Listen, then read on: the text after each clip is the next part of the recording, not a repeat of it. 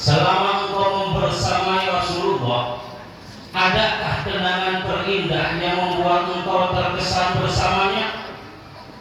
Jawab Aisyah, semua perilaku Nabi, semua ucap Nabi, semua sikap Nabi selalu membuat aku terkesan, selalu membuat aku terkenal.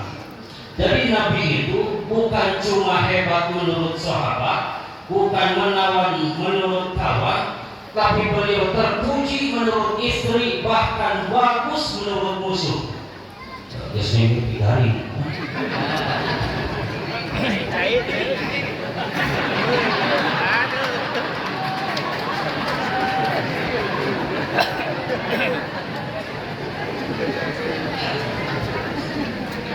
Kalau kita kadang-kadang bagus di luar, bakal di mana dipicu di tangan kehidupan, balik kariwah di mana-mana ku pamajikan.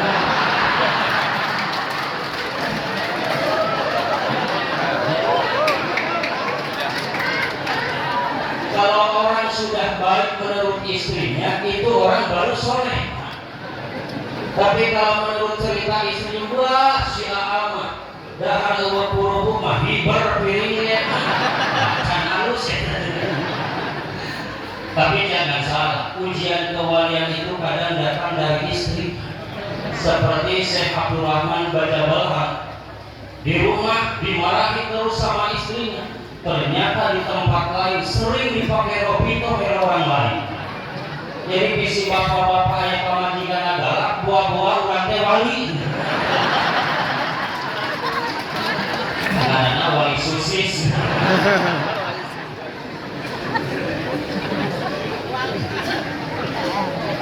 Kata sahabat, adakah di antara semua yang terkesan sikap Rasulullah yang membuat engkau paling terkesan Aisyah? Jawab Aisyah, ada. Sebuah pengalaman kebersamaan dengan Nabi yang membuat aku terkesan, terkenang, bahkan terharu. Di mana pada satu malam Nabi tidur berdampingan dengan mulusnya kulit Nabi bersentuhan dengan lembutnya kulitku, kata Siti Aisyah. Saat itu Nabi berbicara, Aisyah, malam ini adalah malam giliran untuk tidur bersama. Tapi aku memohon izin kepadamu, bolehkah malam ini saya bangun untuk beribadah dan bermunajat kepada Allah? Ini Nabi mau tidur sama yang cantik, tidak terkalahkan. Muncul Kiai Daniel matur eleh ku pamajikan di abad mah. Urang mah tos nyengcret yang ngulah langsung tidur.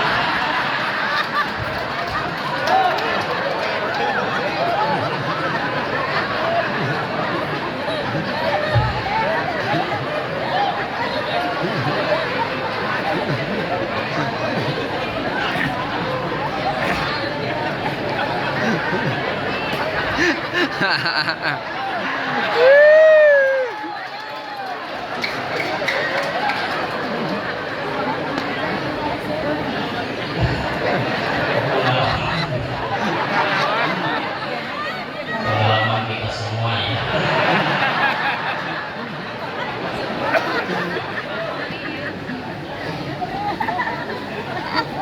Saat itu Nabi meminta izin untuk beribadah. Kata Siti Aisyah, silahkan ya Rasul, aku senang tidur bersamamu, tapi aku pun senang engkau beribadah dan munajat kepada Allah.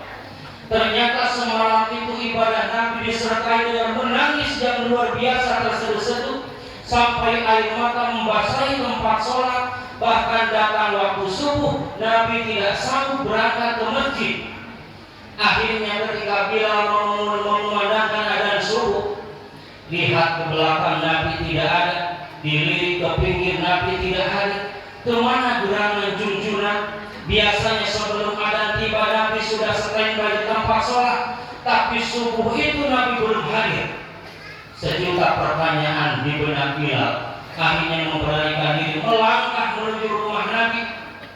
Ternyata begitu dilihat ke rumah Nabi, Nabi sedang bersujud menangis terseduh-seduh. Dipeluk oleh Sayyidina Bilal. Ada apa gerangan ya Rasul, engkau menangis? Bukankah engkau sudah dijamin ampunan dosa yang lalu dan dosa yang akan datang?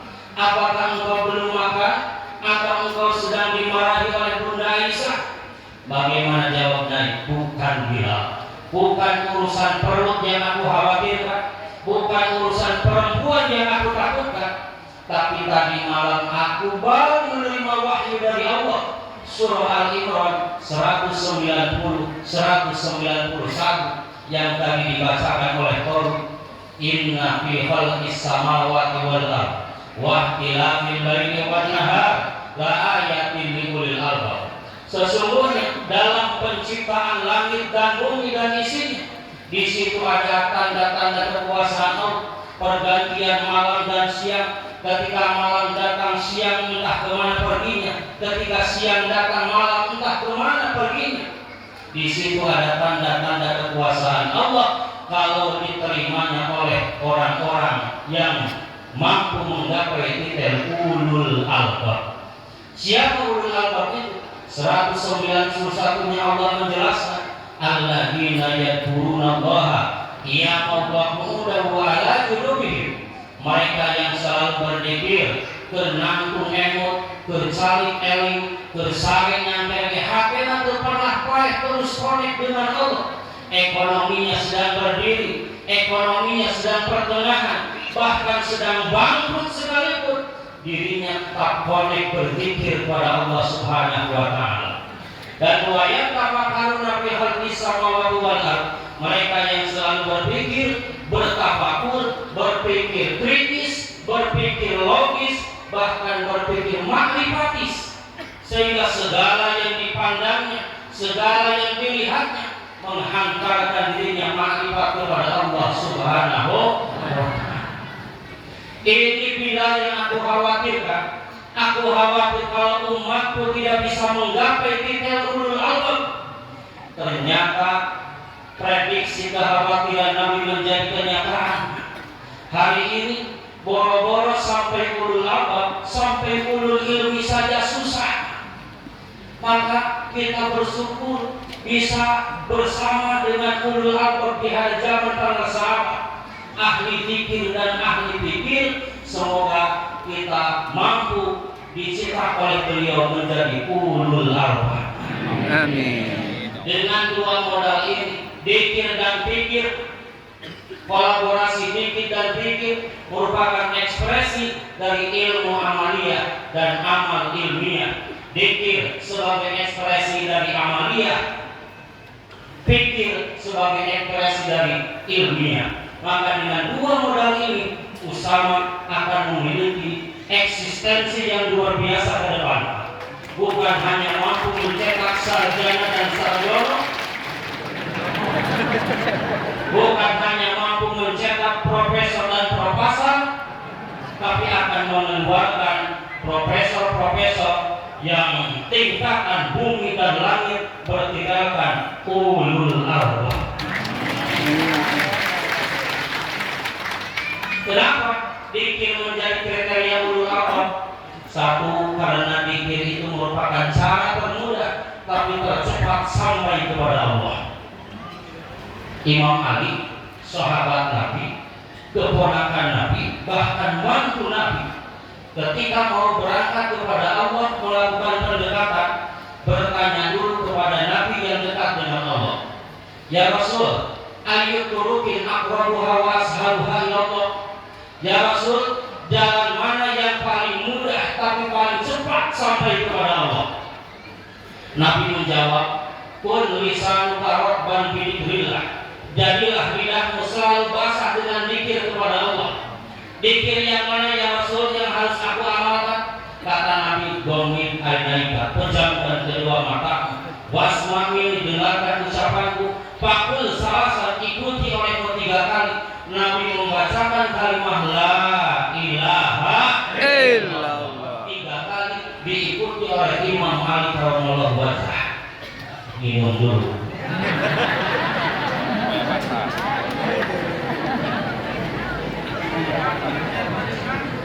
Jadi Imam Ali saja mau pendekatan kepada Allah itu bertanya kepada orang yang dekat kepada Allah. Hati-hati ibu bapak. Hari ini musim YouTube, musim Google, banyak orang belajar amalan dari YouTube, dari Google. Akhirnya yang datang itu bukan berkah karomah tapi juli, izin. Ada orang dibawa ke rumah, itu Pak Kiai orangnya di mobil. Begitu saya lihat tangan diikat, kaki diikat, dia tolong teh karena mobil cuah gitu kan. Mau ngajak ngaruh ilmu sama saya. Cekap teh kunaon ieu teh kan, ieu teh ngulik ilmu dina buku teu make guru. Akhirnya digulung ke jin. Akibat teu make guru. Maka pendekatan itu harus bertanya kepada orang yang dekat. Ilustrasinya, kalau ada satu cowok misalkan suka dengan satu cewek, ceweknya mahasiswi Usama tak khusus murid Kiai Dani,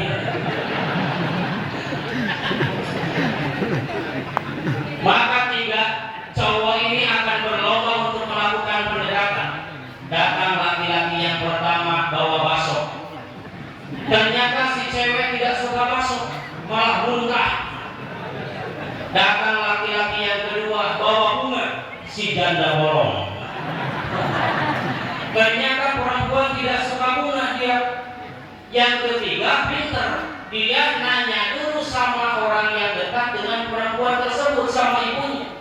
Ibu, tuang putri teh karesepna naon? Cek indungna di Numawi pun anak dan dihoyongan HP Android.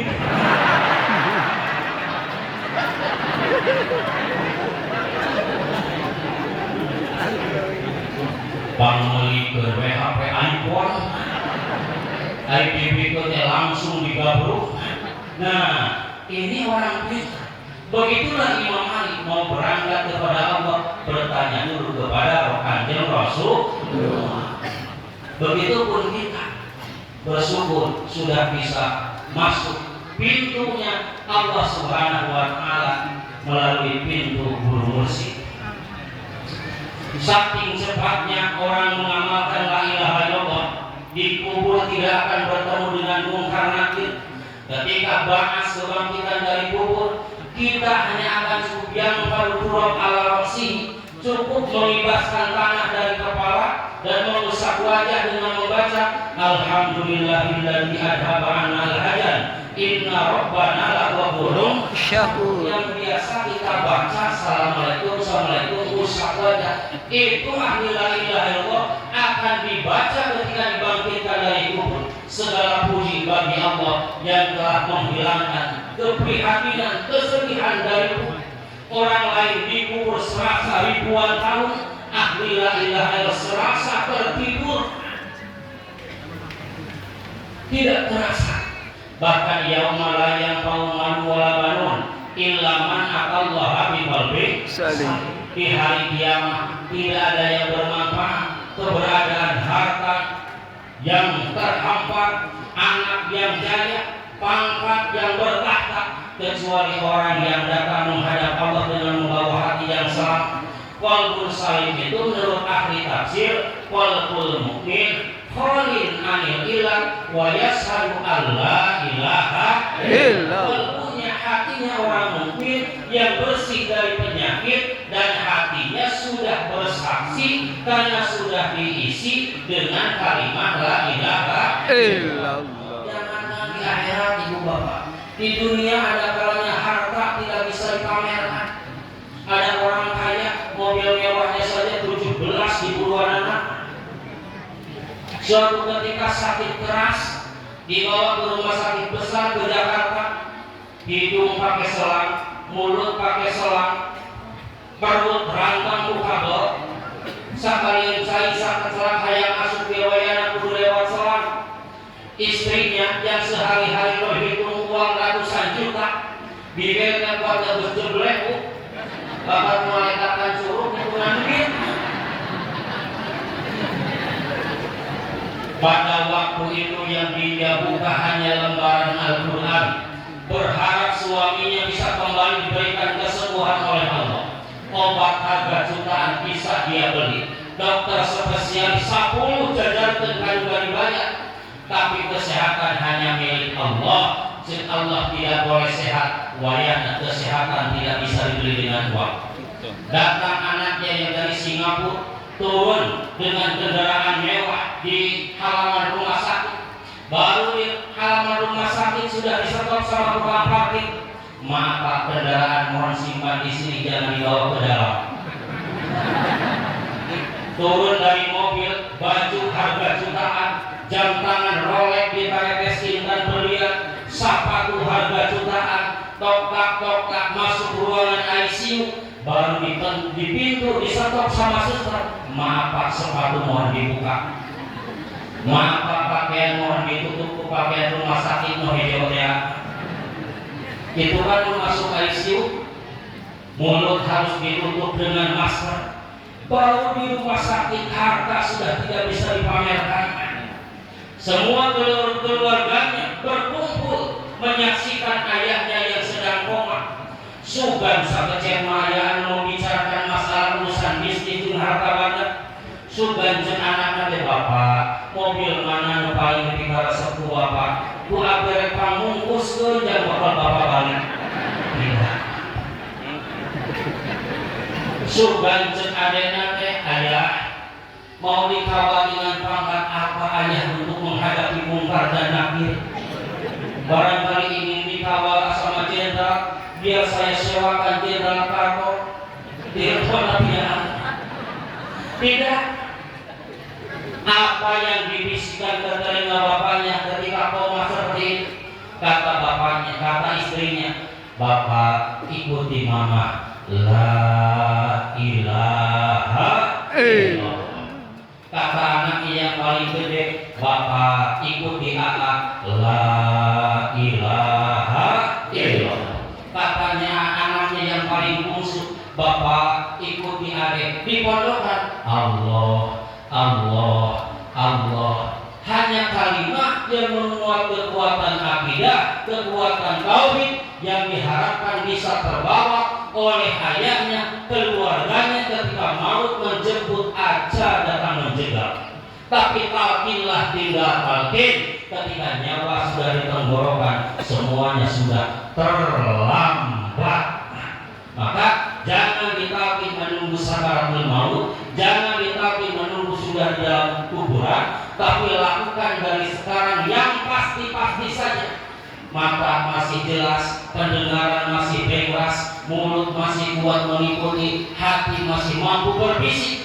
Kalau sudah ditalqin sekarang ada yang nalkin, sudah dikubur ada yang nalkin, maka tidak pun tidak masalah, karena kita sudah disatukan ketika jam-jam belajar sekarang. Alhamdulillah.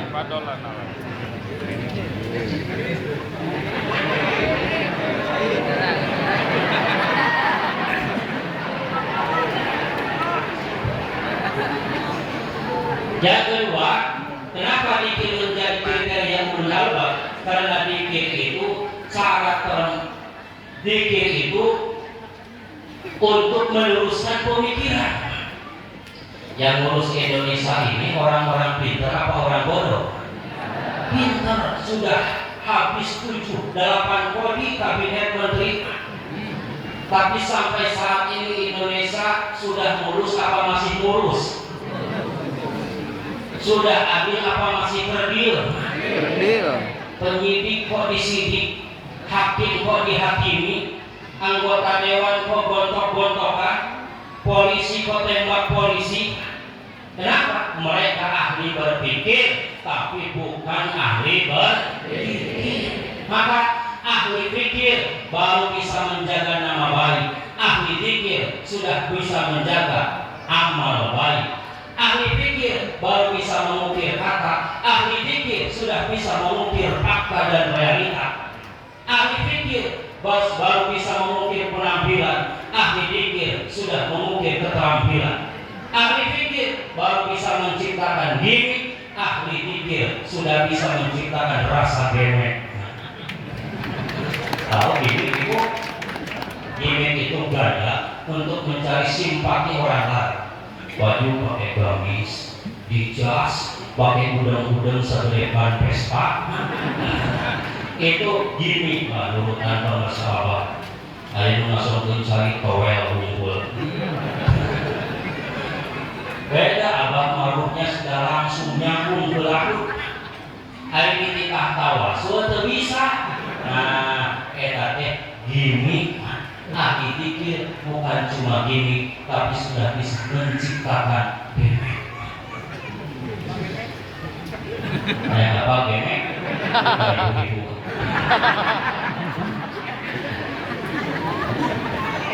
Yang ketiga, zikir menjadi kriteria ulul albab karena orang yang berzikir adalah orang yang menyandarkan jembatan ketawakalan kepada Allah. Kenapa banyak orang bingung? Karena terlalu banyak mikir, kurang maka zikir dan pikir harus bersama. Ketika zikir jangan mikir, ketika mikir harus menjadi zikir. Dan yang kedua, kriteria ulul albab itu adalah tafakur. Kenapa tafakur bisa menghantarkan seseorang menjadi ulul albab? Karena tafakur yusiru ila haqiqatil amri. Tafakur akan menyampaikan kepada hakikat sesuatu. Maka supaya tidak melebar di penghujung tahun ini, mari kita sama-sama bertafakur. Pitak siri nafsi tafakur dina lalawurana diri urang ka Allah. Salami jantan jalmi salila jantuan manusia minimal satahun kalangkung. Nah urang teh seueur tomat apa seueur maksiat, seueur berbuat pahala atau berbuat dosa, seueur eling apa seueur berpaling, banyak berzikir atau banyak muir, banyak mementingkan Allah apa banyak mementingkan manusia, banyak mementingkan Allah atau banyak mementingkan dunia. Kalau contoh suatu ketika Bapak sedang di masjid beres sholat maghrib, tadinya mau terus zikir, tiba-tiba ada anak datang ngaharewas, Pak pulang dulu, di rumah ada tamu. Siapa? Bapak Bupati. Kira-kira Bapak mau melanjutkan zikir apa terus pulang? Pulang. Insya Allah pulang. Hariwang Pak Bupati mere duit terus di bawah ini. Sekarang bandingkan, suatu ketika Bapak sedang bersih-bersih di halaman atau ibu-ibu sedang mencuci baju. Ketika sedang mencuci, tiba-tiba Allah memanggil lewat adan. Kurang lebih 10 menit lagi cucian beres. Kira-kira ibu mau menyimpan cucian memburu panggilan Allah atau tanggung membereskan kerjaan? Tanggung membereskan. Insya Allah tanggung membereskan.